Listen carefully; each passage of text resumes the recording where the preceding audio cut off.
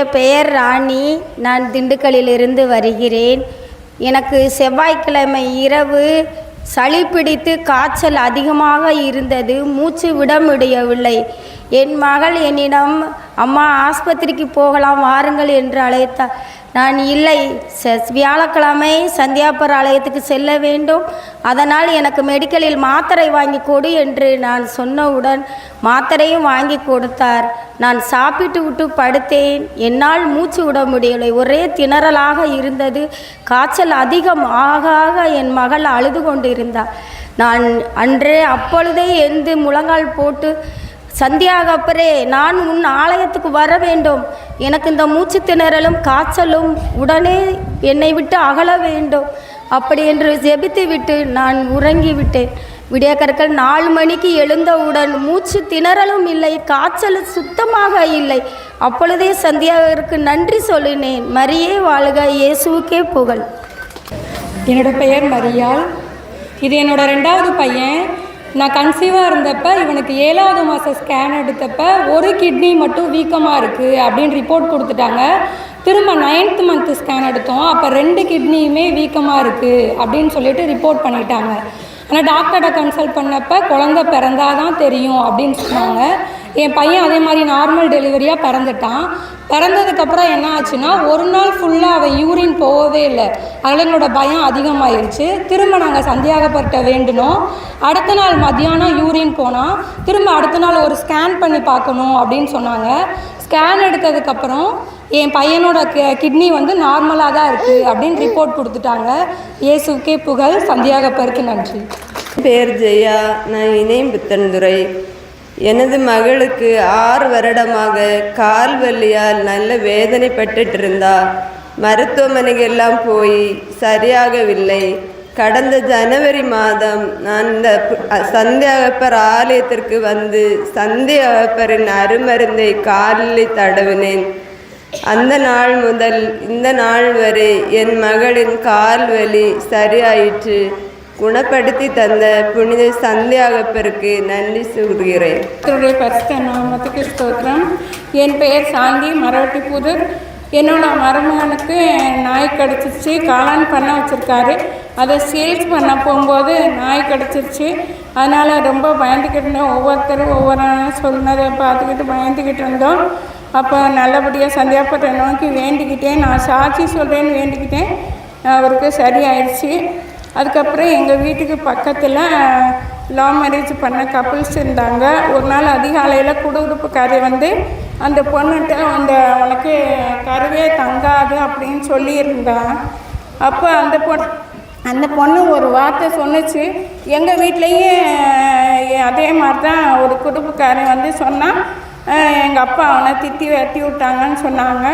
நான் அப்போ அந்த பொண்ணுகிட்ட சொன்னேன், நீ சந்தியாகப்பட்டு கேளு, ஏசப்பா மட்டும் நம்பு அப்படின்னு சொல்லியிருந்தேன். அப்புறம் அந்த பொண்ணுகிட்ட சொல்லி ஜெபிச்சுட்டு நீ போய் அங்கே போய் ஜெபிச்சுக்கான்னு சொல்லி வேணும்னு சொல்லிவிட்டு நான் அந்த பொண்ணுக்காக என்னோடய மார்னிங் ஈவினிங் ப்ரே டைமில் அந்த பொண்ணுக்காக மிகுந்த பாரத்தோடு ஜெபம் பண்ணேன். இப்போ அந்த பொண்ணு 7 மாதம். சந்தியாப்பருக்கு நன்றி, ஏசப்பாவுக்கு நன்றி.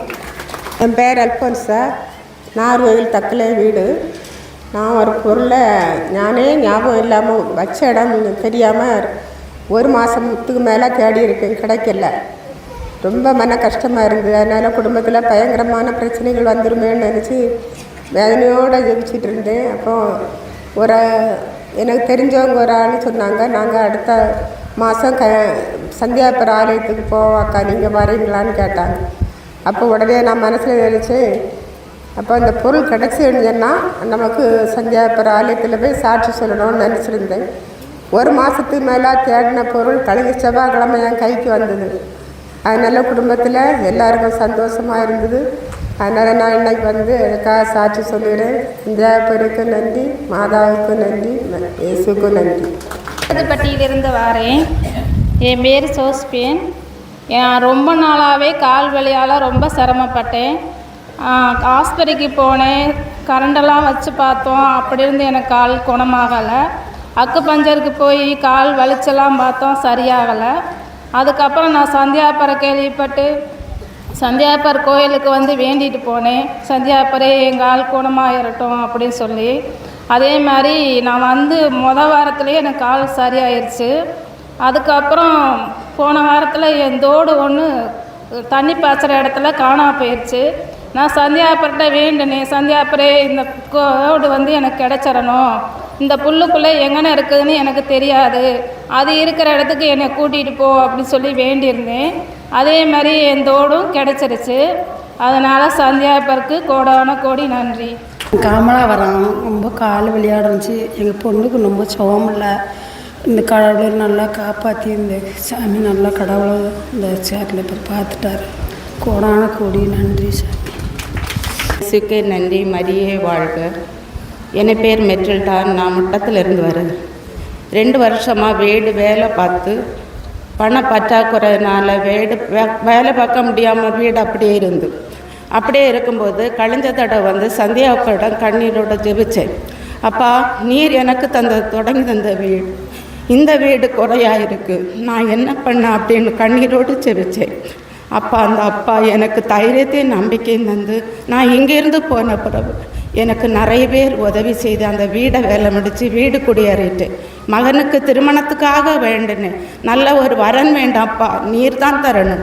எனக்கு ஒரு நல்ல மகளை தந்து அந்த பொண்ணு இப்போ கன்சீவாக இருக்கா, 3 மாதம் கர்ப்பமாக இருக்கா. இப்படி வேண்டியதெல்லாம் அவர்கிட்ட கேட்கும்போதெல்லாம் அவர் தயங்காமல் எங்களுக்கு நிறைவாக தந்திருக்கிறார். அந்த அப்பாவுக்கு கோடான கோடி நன்றி. இப்பொழுது நாங்கள் சிறிய தொழில் தொடங்கிருக்கோம். அந்த தொழிலுக்கு அவர் தான் எங்களுக்கு பாதுகாப்பாக இருந்து ஒவ்வொரு நிமிடமும் கண்ணீரோடு கேட்கும்போதெல்லாம் சிறு காரியமாக இருந்தாலும் பெரிய காரியமாக எனக்கு ஒவ்வொரு நிமிடமும் எனக்கு நிறைவேற்றி தந்திருக்கு. அப்பாவுக்கு கோடான கோடி நன்றி. என்னோட பேர் ஸ்வீட்டி. நான் இணையத்திலிருந்து வரேன்.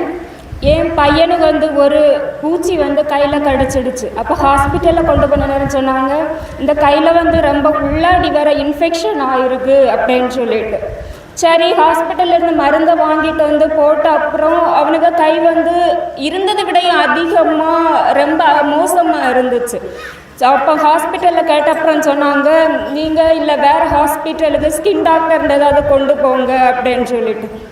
நான் சரி வேண்டாம் அப்படின்னு சொல்லிட்டு அந்த நைட்டு நல்லா சந்தியாப்பர்கிட்ட ப்ரேயர் பண்ணிவிட்டு சந்தியாப்பருடைய அருமருந்தும் அவருடைய எண்ணெயுமே அந்த பிள்ளை கையில் நான் போட்டு கொடுத்த அந்த நைட்டே அவனுக்கு கை கொஞ்சம் அப்படியே கிளியர் ஆகிடுச்சு. அப்படியே நான் தொடர்ந்து ஒரு 3 நாள் வரைக்கும் அதை போட்டு கொடுத்து அப்படியே சுத்தமாக அவனுக்கு கையில் அது அப்படியே போயிடுச்சு. என் மகனை காப்பாற்றி சந்தியாப்பருக்கு கோடான கோடி நன்றி. மரியே வாழ்க. இயேசுவுக்கே புகழ். நான் வந்து இதோட 10 வாரம் வந்திருக்கிறேன். 6வது வாரம் வந்து சந்தியாப்பருடைய புனித போட்டாவை எடுத்துக்கொண்டு வீட்டில் வைத்திருந்தேன். அந்த சமயத்தில் சனிக்கிழமை 11 மணியிலிருந்து 12 மணி வரைக்கும் நல்ல அசால்ட்டாக தூங்கையிலே நறுமணம் பயங்கரமாக அடித்தது. ஆனால் நித்திரை செய்ய முடியல. அவருக்கு கோடான கோடித்தனம் செலுத்துகிறேன். திங்கக்கிழமை என் மகன் வந்து அச்சரப்பக்கம் மலைமாதா கோயிலுக்கு போயிட்டு வரேன்னு சொல்லிவிட்டு போயிட்டாங்க. அந்த கோயிலுக்கு போகும்போது அவங்க வெளியேறி கோயிலுக்கு போகிறாங்க. அன்றைக்கே நறுமணம் பயங்கரமாக அடித்தது. புனித சந்தியாப்பருக்கு கோடான கோடித்தோத்திரம் செலுத்துகிறேன். 6, 7, 8 பூசை திவ்ய பலிசை நடக்கும்போது புனித சந்தியாப்பருடைய தீர்த்த தண்ணி தெளிப்பது போல என் உடம்பு மேலே சிறு சிறு துளிர் தண்ணீர் தெளித்தது. அவர் என் உடம்பை குணப்படுத்தினார் என்று நான் மிகவும் விசுவாசத்தோடு நம்புகிறேன். கடவுளுக்கு மரியே வாழ்க. இயேசுவுக்கே புகழ். என்னுடைய பெயர் ஜோனி. நான் கன்னியாகுமரி மாவட்டம் ராமந்தூர்லேருந்து வந்திருக்கேன். என்னுடைய பையன் ரைஹான்.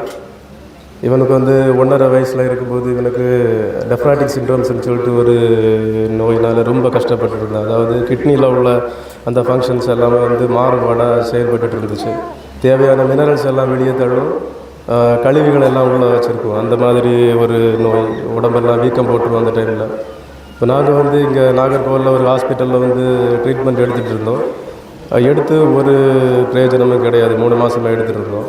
அதுக்கப்புறமா வந்து நிறைய டாக்டர்ஸ்கிட்ட நாங்கள் வந்து நிறைய ஒப்பீனியன்ஸ் எல்லாம் கேட்டிருந்தோம். வேறு எந்த பலனும் கிடையாது. அப்புறம் வந்து இங்கே கேரளாவில் கிம்ஸ் ஹாஸ்பிட்டலில் வந்து ட்ரீட்மெண்ட் எடுத்துகிட்டு இருந்தோம். 1.5 வருஷமாக அங்கே வந்து ட்ரீட்மெண்ட் போயிட்டு இருந்துச்சு. அப்படி இருக்க எங்கள் ஒரு உறவினர் மூலமாக எங்களுக்கு வந்து இங்கே சந்தியாப்பர் மரவம்பட்டி கோயிலேருந்து சந்தியாப்பர் இங்கே நிறைய அதிசயங்கள் நடக்குது அப்படின்னு சொல்லிட்டு எங்களுக்கு இங்கே உள்ள அந்த தைலத்தை கொடுத்தாங்க.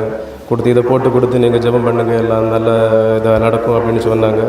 அதே போல் என்னோடய பையனுக்கு என்னோடய மனைவி வந்து அந்த தைலத்தை போட்டு ஜெபம் பண்ணி நைட்டு தூங்க வச்சுருக்காங்க. நான் ஊரில் கிடையாது, நான் வந்து வெளிநாட்டில் வேலை பார்த்துட்ருக்கேன். அப்போ தூங்க வச்ச ஒரு மணி நேரத்துலையே பையனுக்கு அந்த டைமில் அவனுக்கு வந்து ஒரு 2 வயசு தான் இருக்கும். நைட்டில் எழும்பி ரொம்ப அழுதுருக்கான். அழுது என்னென்னு சொன்னால், எனக்கு சந்தியாப்பர் கனவில் வந்தாங்க, வெள்ளை குதிரையில் வந்தாங்க, கையில் கத்தி வச்சுருந்தாங்க, எனக்கு வயரை தொட்டாங்க, எனக்கு சுகம் கொடுத்தாங்க அப்படின்னு சொல்லிட்டு அவன் கண்ணு திறக்கல. அவன் அழுதுட்டு எல்லா விஷயத்தையும் சொல்லிட்டு இருந்தான். எனக்கு வீடியோ கால் போட்டு பேசினாங்க. அப்போவும் என்கிட்டையும் பேசினது அதே இதுதான். அப்போ வந்து என்னென்னு சொன்னால், மறுநாள் வியாழக்கிழமை வெள்ளிக்கிழமை இவனை வந்து ஹாஸ்பிட்டலில் அட்மிட் பண்ணணும் கிம்ஸில். அப்படி இருக்க நான் மனைவி கிட்ட சொன்னேன், பரவாயில்ல ஃபஸ்ட்டு அங்கே கோயிலில் கொண்டு போ. புதன்கிழமை நைட்டு தான் இந்த விஷயம் நடந்துச்சு. அப்போ வியாழக்கிழமைக்கு இங்கே வந்தாங்க. வந்து மனைவி வந்து அதை வந்து ஒரு சாட்சியாக சொல்லியிருந்தாங்க. சொல்லிவிட்டு இங்கேருந்து அப்படியே அந்த நைட்டு திருவனந்தபுரம் கிம்ஸில் தான் கொண்டு போயிருந்தாங்க. போய் வந்து ஒரு 10 நாள்லேயே இவனுக்கு வந்து ஹாஸ்பிட்டலில் போயிட்டு செக்கப் முடிச்சுட்டு வீட்டுக்கு வந்துட்டாங்க. வந்ததுக்கப்புறமா வந்து ஒரு 10 நாள்லேயே அவன்கிட்ட ஒரு மாற்றங்கள் நாங்கள் பார்த்தோம். 1 மாதத்துலேயே அவனுக்கு நல்ல குணம் கிடச்சிது. இப்போ வந்து 1.5 வருஷத்துக்கு மேலே ஆயிடுச்சு. அவனுக்கு எந்த பிரச்சனையுமே கிடையாது. அவன் வந்து நல்ல பரிபூரண சுகத்தோடு இருக்கான். அதுக்காக நாங்கள் சந்தியாப்பருக்கு கோடான கோடி நன்றி சொல்ல கடமைப்பட்டிருக்கோம். கோடான கோடி நன்றி ஐயா. அதுபோக என்னோடய மனைவி வந்து 2வது குழந்தை வந்து கன்சீவாக இருந்த நேரத்தில் அந்த 2 மாதம் முடிவில் வந்து பிளட் ப்ளீட் ஆயிடுச்சு. அப்போ என்னென்னு சொன்னால் ரொம்ப வருத்தத்தில் இருந்தோம். என்னென்னு சொன்னால், இந்த மூத்த பையனுக்கு முன்னால் வந்து ஒரு குழந்தை அதே போல் தான் 2 மாதம் அதே டைம் தான் ப்ளீட் ஆகி அப்புறம் வந்து அபார்ட் பண்ண வேண்டிய ஒரு சூழ்நிலை ஆகி அபார்ட் பண்ணிட்டாங்க ஹாஸ்பிட்டலில். அப்போ அந்த டைம்லையும் அந்த சிந்தனை தான் எங்களை வந்து வருத்திட்டு இருந்துச்சு. சந்தியாபர்கிட்ட ஜெபம் பண்ணோம். சந்தியாபர் வந்து எங்களுக்கு வந்து எந்த பிரச்சனையுமே இல்லாமல் ஹாஸ்பிட்டலில் போய் செக்கப் பண்ண போயிருந்தோம். எந்த பிரச்சனையும் இல்லாமல் அந்த குழந்தை வந்து நல்லபடியாக பிறந்திருக்கு. இது 2வது குழந்தை பையன் நல்ல சுகப்பிரசவத்தோடு பிறந்திருக்கான். அதுக்காக சந்தியாப்பருக்கு கோடான கோடி நன்றி சொல்லணும். அரவக்குறிச்சியிலேருந்து வந்திருக்கிறேன். என் பேர் லில்லிதரசு. எனக்கு 3 குழந்தை இருக்கிறாங்க. எனக்கு சுகரு ப்ரெஷர் அதிகமாக இருக்குது. எங்கள் பையனுங்களை எல்லாம் காசு கேட்டால் என் பையன்லாம் தரமாட்டான். இவனுக்கு ஒரே பொண்ணு. அந்த பொண்ணு மாமியாருக்கு வீட்டுக்காருக்கு தெரியாமல் காசு தருவான். மாதம் 2000க்கு மாத்திரை வாங்குவேன். சந்தியாபுரத்தை வந்து வேண்டிட்டு போனதுலேருந்து மாதம் 500 ரூபாய்க்கு மாத்திரை வாங்கி தின்னுக்கிட்டு இருக்கிறேன். ஆண்டவன் கோடான கோடி நன்றி. சந்நிதி வந்தோம் எங்கள் புனித சந்தியாகப்பரே, வந்தனம் தந்தோம் எங்கள் புனித சந்தியாகப்பரே.